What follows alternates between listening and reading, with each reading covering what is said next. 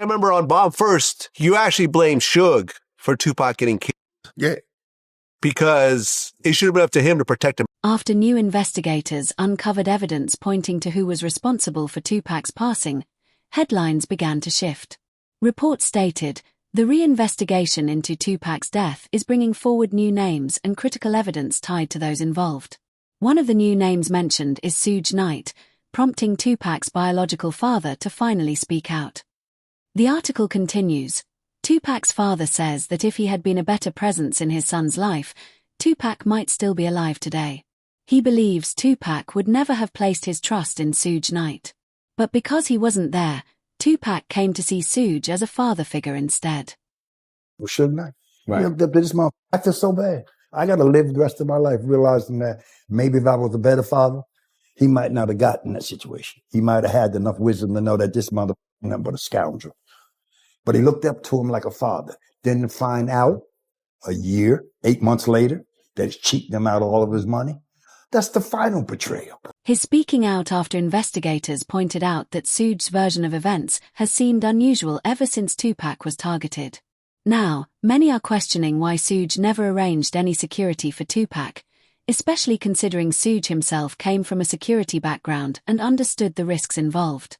First of all, you've seen what happened. Suge understands who he's dealing with, or what that just happened with, right? Yeah. I would have off the top shut my artist down. And if I would have shut him down, I would have moved him in a way to where could nobody get to him. Suge, you know what you doing, don't do. Like, it ain't no security on it. Another strange detail in the case involves Suge, who has repeatedly claimed that Tupac is still alive and insists that, while Tupac was in the hospital, he was actually doing fine. He said that when he left the hospital, he and Tupac were laughing and joking together, and that he couldn't understand how someone could suddenly go from doing well to taking a turn for the worse. When I left that hospital, me and Pac was laughing and joking. So I don't see how somebody could turn from doing well to doing bad. So you seriously think that he might still be alive? I'm going to tell you this, Pac, you never... But what makes this even stranger is that federal investigators stated Tupac was in a deep, unresponsive state, meaning Suge wouldn't have been able to speak with him at all in the hospital. That detail starts to align when you look at newly surfaced police records, which reveal that Detective Russell Poole believed Knight may have arranged Tupac's death before he could leave the label, then blamed rival Crips to mislead investigators. And since the most famous Crip-affiliated artist in the world was Snoop Dogg, he became the perfect figure to quietly point suspicion toward. As you dig deeper, more details emerge. Snoop later admitted he was originally supposed to be with Tupac on the night of the shooting, but just 2 days before it happened, he suddenly cut ties and stopped being friends with him. With Tupac, though, in regards to Tupac, I heard a story, did you give him different advice that night on where to go? I didn't give him no advice. Right. We wasn't seeing eye to eye. Right. So saying during the Tyson. Yeah, this incident that I'm explaining to you right now was the day before that. Okay. So when they got to Vegas, they went their way, I went back. I mean, when we got to LA, they went to Vegas and I went home. That's why I wasn't in the car. Snoop went on to explain in the interview that he was originally meant to be riding in the BMW with Tupac that night, but after getting into an argument with him, he chose not to go along. Was on the same page. And I did an interview with Angie Martinez, and she asked me, how did I feel about Puffy and Biggie? And I told her that I like their music and I want to do music with them. Bro didn't like that. Tupac didn't like that. So we had a misunderstanding. So on the flight back to LA, I didn't feel comfortable around them for what they had did, as far as I didn't let my security ride with me. So to protect myself and to prevent from happening, I slept under a blanket with the knife and the fork just in case something was to go wrong, but it didn't. Suge and Sean Diddy Combs did such a convincing job of shifting blame onto Snoop Dogg that one viral reaction read, "Is anyone going to mention how Snoop Dogg could have stopped Tupac from dying? These new files coming out are heartbreaking, knowing Tupac should still be alive." That statement later sparked a public response from Faison Love, who weighed in on the growing controversy. I always felt when Pac died, it was because Snoop could have stopped that whole thing. I mean, because like I said, Snoop was a Crip. Pac offended some Crips. doing some game, some dumb, really. It was set off a whole chain of events. You know, in LA don't get mad, they get even. So, you want a real Pac story? That's my Pac story. Pac would be alive today if he had stayed allies with Snoop and not cross Snoop.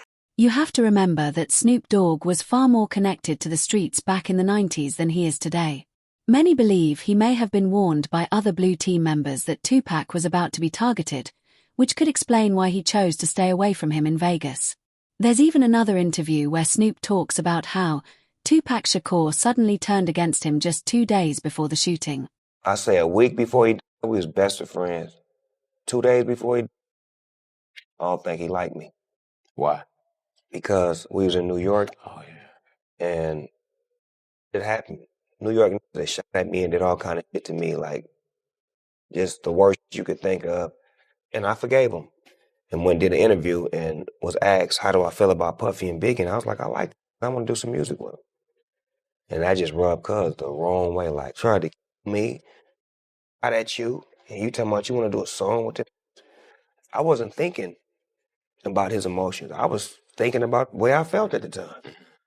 I wasn't into no controversy. I liked his music. They was our friends. We was all friends at one point. There's video footage of all of us hanging out. But police later uncovered evidence pointing toward Sean Diddy Combs, suggesting that jealousy may have driven his desire to eliminate Tupac Shakur. And one creator even released a detailed video breaking down just how intensely Diddy wanted to be Tupac, highlighting the rivalry and obsession behind the scenes. He was that naturally. He was charismatic. He was sought after, desired. He was very well liked and a naturally likable person. He was charming. He actually had intrinsic talent. He was a star. He was what Diddy tried to force his way into becoming. Diddy, through force, through manipulation, through fear-mongering, tried to become loved and adored and liked. But all he could manage is like a twisted clone of that he was able to garner through fear. But back to my original point, he thought he triumphed over Tupac by when actually what he did was make Tupac immortal. And by Diddy continuing to live and earn more wealth and in his mind earn more adoration, he thought he triumphed. He thought he won overall. As police began building a detailed case file on Sean Diddy Combs, they documented the many motives he may have had to target Tupac Shakur, much of which surfaced through the Netflix documentary. But it turns out there's still far more yet to be revealed. In a viral tweet, 50 Cent claimed, "It's not over," adding that unreleased Diddy footage cut from the Netflix documentary is set to drop on YouTube. This includes material about how Diddy later started a family with Tupac's former girlfriend. Diddy shares a daughter, Chance Combs, with Sarah Chapman, whom he began dating in 2006, but Sarah had previously dated Tupac back in 1995. Photo evidence shows Tupac and Sarah together during that time, which reportedly enraged Diddy. Those close to the situation say that if anyone stood in Diddy's way or had something he wanted, he instantly developed hatred toward them. In past interviews, Diddy even admitted that Sarah was his dream girl. Many believe this jealousy is what fueled his first attempt to have Tupac taken out at a recording studio.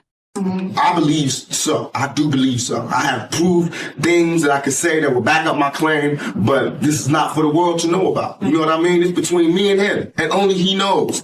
So every time he say it didn't happen, or that's the only thing that makes this become an issue to everybody. I was acting. Who gets shot 5 times in acts? Oh, I didn't get shot 5 times in A Vision. I only got shot once because they found the bug. The police found him, but now they the cops. Now they doing detective work. But when that first attempt failed, investigators believe he went after Tupac again, and this time, it ended in the Las Vegas shooting. A detective on the case later claimed that Sean Diddy Combs paid $1 million to have Tupac taken out, and that Suge Knight retaliated by arranging the hit on the Notorious B.I.G. According to police files, Diddy allegedly hired Keefe D to carry out the attack on Tupac. The main reason this theory gained traction is because of Keefe D himself. He remained free for nearly 20 years after Tupac's death, but once he was arrested on a trafficking charge, He offered up information about the shooting in exchange for leniency. During that interrogation, Keefe D reportedly admitted that Diddy was behind the crime. On all 4 of those occasions, there's San Diego, Anaheim, Irvine, and Vegas. Which ones do you actually talk to Puffy at? Every one. Every one of them. Which of those 4 is it when you talk to him about Tupac? It was really about both of them. Either one. It was Tupac and Suge, you mean? Yeah. Once details of this interrogation became public, Sean Diddy Combs was directly asked about his alleged involvement in Tupac's death during an interview. That claimed, which we know wasn't true. Yeah, check this out. We don't talk about things that are nonsense. We don't even entertain nonsense, my brother. So we're not even going to go there, with all due respect, but I appreciate you as a journalist asking. Thank you. Because listen, 7 years ago, I'd have been like, yo, did you hire somebody? But no, you do it like a journalist. Yeah, no, I mean, we wouldn't even get into nonsense like that. You know what I'm saying? It's nonsense. Which we never believed, by the way. Yeah, But during the trial, Sean Diddy Combs was grilled about his alleged role in Tupac's death, appearing 77 times in a new legal filing that raised questions about his involvement. To fully understand how Diddy allegedly got Keefe D to carry out the crime, you have to revisit the events of that fateful day. On September 7, 1996, singing, Tupac Shakur was in Las Vegas with Suge Knight to watch a Mike Tyson match. But after the fight ended, Tupac spotted a member of the opposite gang in the lobby and got into a brawl with him. Suge Knight and their entourage went to the Mike Tyson at the MGM Grand. Keefe D and his nephew, Orlando Lane Anderson, and 2 of their friends were also there. Keefe D told LAPD Detective Greg Kading more than a decade ago, in a proffer that couldn't be used against him, the shooting was retaliation after Tupac jumped Orlando and beat him up at the casino. Surveillance cameras recorded the fight. Tupac was angry that Lane had stolen his necklace years prior in Compton. Tupac, Suge Knight, and the entourage left the casino quickly. Security quickly broke up the altercation, and Tupac Shakur returned to his hotel to change clothes for the evening. Around 11 p.m., he met back up with Suge Knight, and they got into a BMW to head to a club. It was at this moment that Keefe D and his crew spotted them, ultimately leading to the shooting in the middle of the street. Knew about Tupac's concert at the Club 662. Members, including Orlando and Keefe D, jumped in their white Cadillac and started cruising the strip looking for the offender. Before long, they finally spotted Tupac's caravan. At the intersection of East Flamingo Boulevard and Koval Lane, the white Cadillac pulled alongside the black BMW with Suge on the driver and Tupac on the passenger seats. The back window of the Cadillac rolled twice in the chest, once in the arm, once in the... Even Keefe D publicly admitted in interviews that he orchestrated and carried out the crime, along with 3 other individuals who were in the car with him at the time. And Bubble Up was the driver, and Baby Lane and Freaky were in the back seat. We was just all in the car together. Just say that. This was the white Cadillac. Yeah. So you guys are driving around, and then you hear these girls say, Tupac, Tupac. Got to the light. We was going to go drink, and he happened to be hanging out the window. He was hanging out the window like he was in a parade. Tupac. Yeah, he was. So what happens next? You said that as you're driving up towards the BMW, with Suge driving and Tupac in the passenger seat. Keefe D claimed that Tupac allegedly reached for a firearm first, but it appears this was an attempt to reduce blame on himself and his crew. Police reports later confirmed that no firearm was ever found in the BMW. You said that as you're driving up towards the BMW, with Suge driving and Tupac in the passenger seat, and you said that Tupac pulled out a... It looked like he was reaching, yeah. Yeah, it did. Okay. Yeah. Did you actually... No, once he got the reaching, I got the ducking. So someone from your car That's what happened. started at Tupac and... But what's interesting is that federal investigators considered Keefe D a person of interest from the very beginning. They even interrogated him on the night of the shooting, yet he was never formally charged at the time. Lane starts. You say Suge looks over, he sees you. He looks right at you. Yeah, he looks at me. Okay. When he looks over at you, and then Tupac's busy getting. Evidently, the story is Tupac's trying to either get out in of the back seat or something. Yeah. What do you see happening inside their car? I seen him going Suge head. I thought he was. So Orlando across Dre?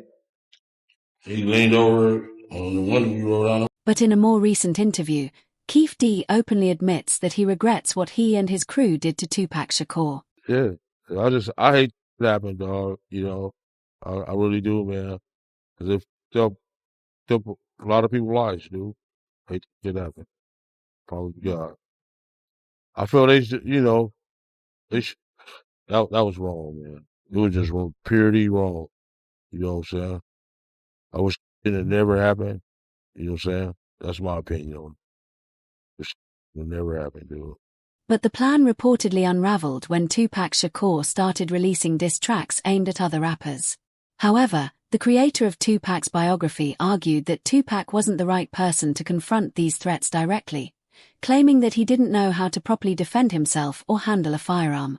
Well, it turns out when I talked to Tupac's longtime mentor, political mentor, former Black Panther Chokwe Lumumba, who was his first business manager, he's told me, you know, I basically asked, well, was Tupac only pretending to be in order to appeal to gangs and politicize them? And he said yes.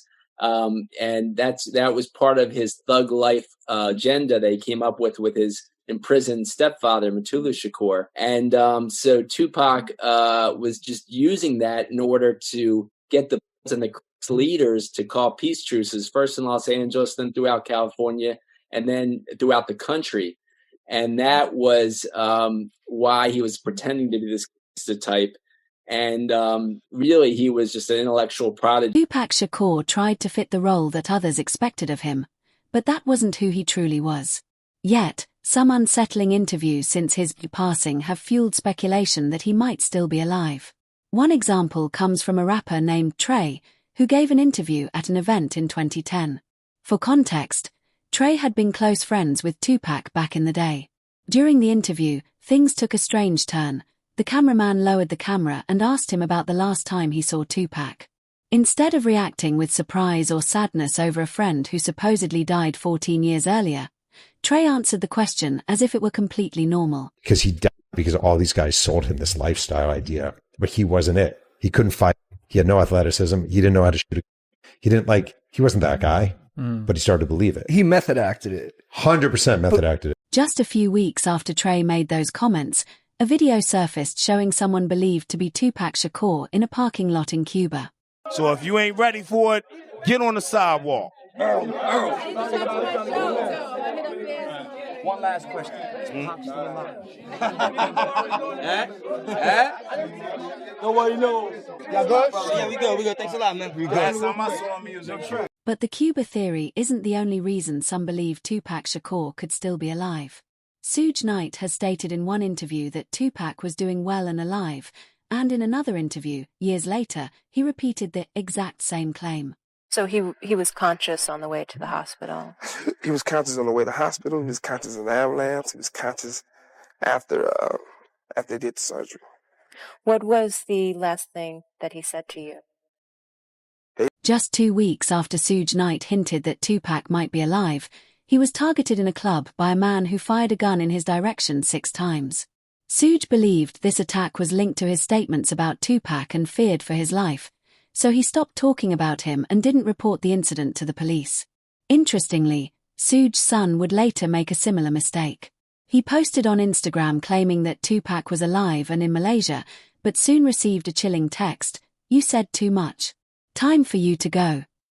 Concerned for his safety, Suge's son shared pictures of Tupac alongside modern celebrities like Beyoncé and 50 Cent, captioning one, "He never left us, but they'll be after me soon." Some think this was just a publicity stunt to gain attention, but others take it seriously, given that his father was one of the people closest to Tupac and likely knew the most about